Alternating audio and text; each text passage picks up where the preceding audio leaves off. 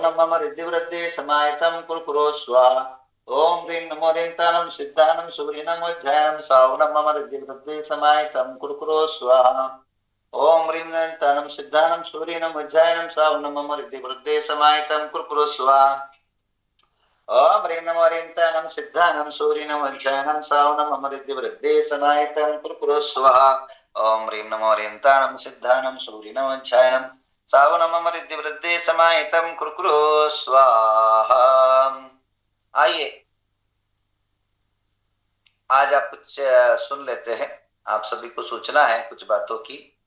एक तो क्या है, 11 तारीख को गणाधिपति गणधराचार्य हम गुरुदेव नगर में प्रवेश कर रहे हैं और वैभव के तास भव्यता के साथ यह नगर प्रवेश होगा और इसका टेलीकास्ट पारस चैनल में आपको देखने को मिलेगा लाइव। जो यहाँ नहीं पधारे ये पारस चैनल में 1:30 बजे से आप देख सकते हैं। इसके अलावा 14 तारीख को मेहंदी का रस्म आरंभ होगा। मेहंदी एक का गुण अनेका है। मेहंदी के बारे में कल मैं जानकारी दूंगा। मेहंदी वनस्पति औषधि है और स्वास्थ्य के कारक है और महिलाओं की श्रृंगार का कारक है और मनुष्य को एक मन को हर्षित करने का कारक है और बॉडी के अंदर जो हीट तैयार होता है उसको बाहर निकलने का एक उपचारिक दवाई भी है। और श्रृंगार रस में सबसे आगे प्रबल जो है कोई अगर रहता है तो मेहंदी का है। तो धार्मिक एक उत्साह है, एक आनंद है, एक अनेकों प्रकार के मनों के अंदर उमंगता हुआ उत्साह का एक प्रतीक होने के कारण प्रथम रस्म रखा है। तो यह बड़ा महत्व का है। 14 तारीख को सभी इंद्र इंद्राणी का रहेगा। इसी प्रकार जो है पंच कल्याण महोत्सव का 15 तारीख को शुभारंभ होगा मंगल स्नान के साथ। ये कार्यक्रम आरंभ होगा सुप्रभात के अंदर 15 तारीख को विधिवत तरीके से इंद्रों को मनुष्य रूप से देवत्व रूप का प्रतिष्ठापन की आचार्य प्रतिष्ठापन में क्रियाएं होगी, कंकन बंधन होगा, अनेक व्रताचरणों का प्रतिष्ठापन होगा। उसके बाद दिव्य और भव्य मंगल जुलूस होगा, ध्वजारोहण होगा और पहला ध्वजारोहण नवग्रह तीर्थ का होगा, उसके बाद जम्बूद्वीप का होगा और हमारे पारस चैनल के जो मीडिया की कमेटी है उनके तरफ से मंडप का मेन ध्वजारोहण होगा और उसके बाद राज्यपाल के द्वारा इस कार्यक्रम का शुभारंभ का दीप प्रज्वलन होगा। इस संदर्भ में विश्व ख्यात प्राप्त पारस संगीत भरतनाट्यम के द्वारा और विशेष जो है उनके तंड के द्वारा भरतनाट्यम होगा और विविध प्रकार के कार्यक्रम हमारे राजेंद्र जैन के द्वारा कार्यक्रम होगा। अनेकों कलाकारों के द्वारा कला मंचन होगा। रात को गर्भ कल्याण होगा और आप सभी के जीवन के अंदर गर्भ का विशेष कार्यक्रम आपको देखने को मिलेगा। तो आप सभी से आत्मीय निवेदन है इस अनोखा अलौकिक कार्यक्रम में आप सब पधारे। अभी आइए आचार्य विद्यासागर जी के आत्मीय शिष्य सरल परिणामी भद्रमना सभी के साथ उठक बैठक जिनका रहता है, ऐसे मुनि श्री पुण्य सागर जी महाराज जो ये पास में ही है, हमारे से एक लगभग 30 किलोमीटर इनका जन्म गांव है। ये कर्नाटक के हर बेंगलोर से लेकर के बेलगांव तक, यानी कर्नाटक के उस छोर से इस छोर तक जिन्होंने अपनी प्रभावनाएं की, धर्म का जागृति की, यंग युवाओं में धर्म का शंखनाद किया, ऐसे पुण्य सागर जी महाराज आपसे रूबरू होते हैं। और नवग्रह तीर्थ के बारे में उन्होंने जो जाना, उन्होंने देखा, वो अपने मुख से कहेंगे। इसके अलावा जम्बू द्वीप का जो सुमेरु पर्वत है उसके बारे में भी वो चर्चा आपसे करेंगे। और रूम की बात, मैं एक बात बता दूं, रूम बहुत फुल हो रहे हैं, कुछ ही रूम शेष है, जिसको भी कराना वो करा दे। एक बार बुक करने के बाद कैंसिल ना करे। कैंसिल किया हुआ आप पहले 10 बार सोचे, क्योंकि रूम नहीं मिल रहा है। कम से कम अभी नहीं माना तो 8-10 संघ आ चुका है, उनके साथ हर एक के संघ के साथ लोग रहते हैं, और यात्रियों का अलग, और इंद्रों का 32 इंद्र है, 32 इंद्रों के फैमिली अलग, और इसके अलावा नवग्रह तीर्थ के महामस्तक अभिषेक देखने वाले लोग अलग। इसलिए रोमो का एक बार बुक हो जाए तो कैंसिल नहीं होता, और कैंसिल हुआ तो नो रिफंड होता है। तो जब भी बुक करें आप बहुत ही जो है विचार करके बुक करें, और कंफर्म है तो ही करें, क्योंकि आपने बुक करा और बेचारा ताला लगा के रखना पड़ता है, आपके नाम पर बुक रहेगा, महत्व का पैसा नहीं, अब दूसरे को असुविधाएं होती है।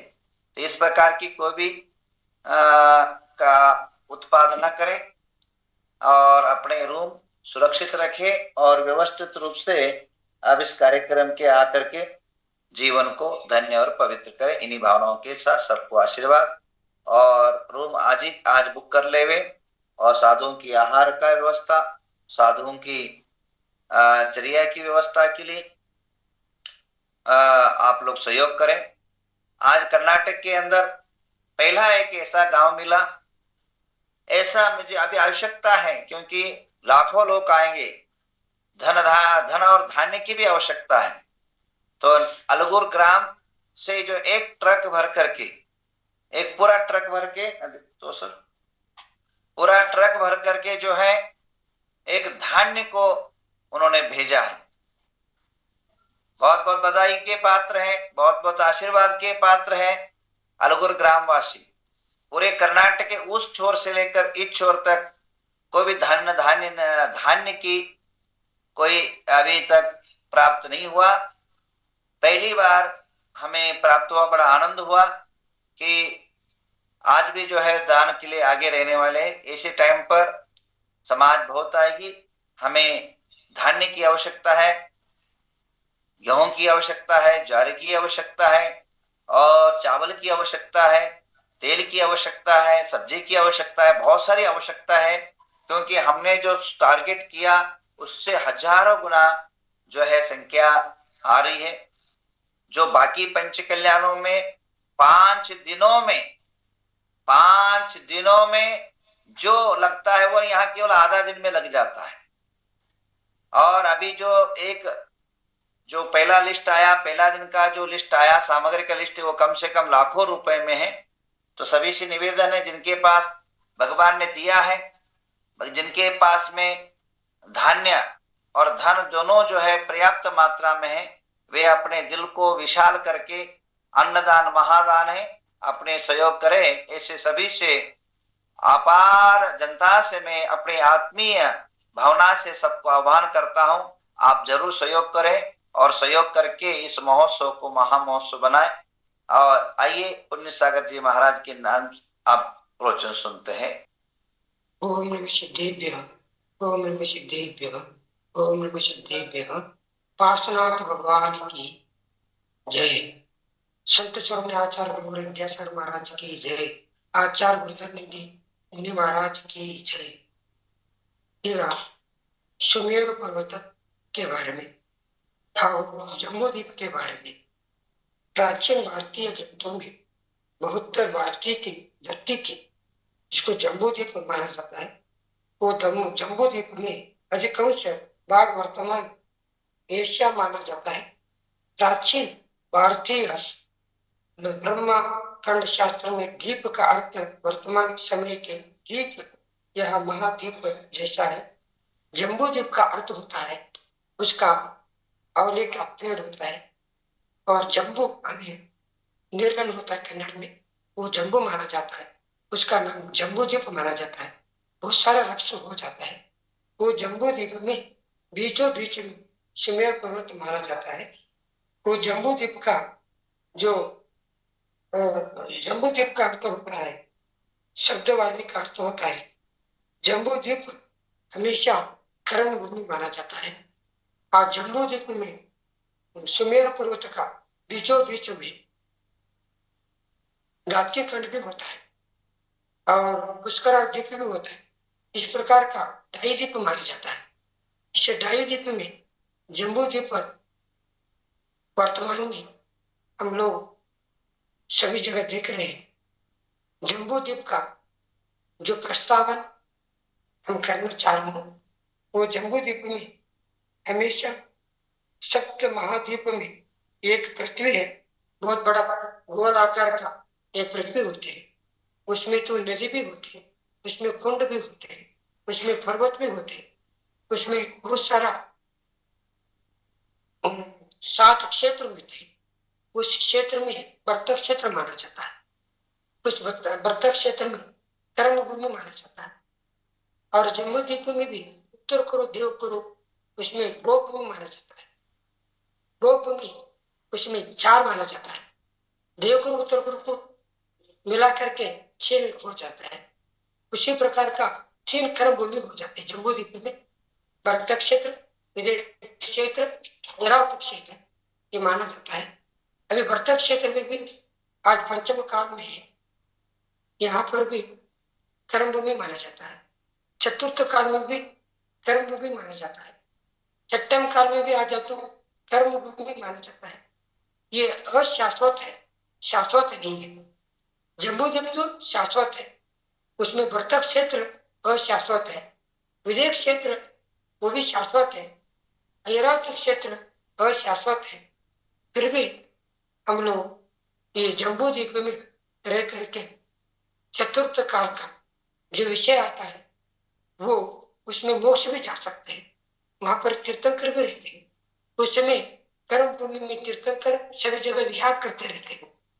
तो विहार तो तीर्थंकर का जहां जब होता है वहां पर कर्म भूमि माना जाता है।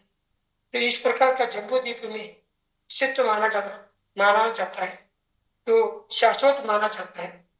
तो जम्बू द्वीप में तो वृक्ष भी होते हैं। तो जम्बू वृक्ष के रसीले फल जिस नदी में गिरते हैं, तो जम्बू द्वीप में वहां पर उत्पन्न हो जाता है। इस प्रकार का वह रोग, शोक, वृद्धावस्था, ये सब है ना, आदि का वहां पर प्रभाव नहीं होता। जम्बू द्वीप हमेशा तीर्थंकर का विहार करते समय तो उनका दिव्य ध्वनि सब जगह मिलते रहते हैं लोगों के लिए। तो जम्बू द्वीप में सभी लोग पुण्यवान है, जन्म लेने वाले। तो यहाँ पर वरुण क्षेत्र में आचार्य गुलजारनिधि महाराज सुमेर पर्वत बहुत सुंदर बनाया है। उस सुमेर पर्वतों को 2 आंख के देखने के लिए तरसते हैं। बहुत सुंदर है, बहुत सुंदर है।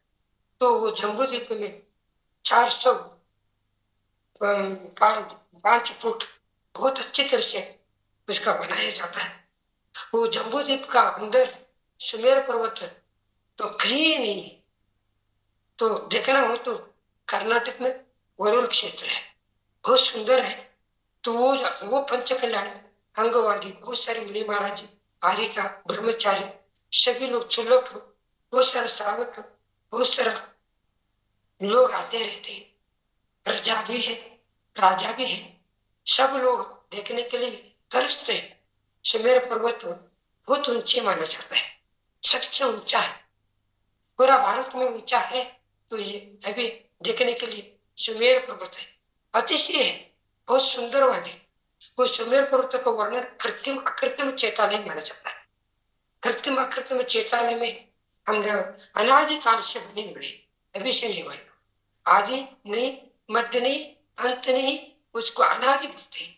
तो अनादि काल से कृत्रिम अकृत्रिम चेतन वो बहुत सारे देवते लोग आकर के अभिषेक करते हैं, नृत्य करते हैं, पूजा करते हैं, आराधना करते हैं।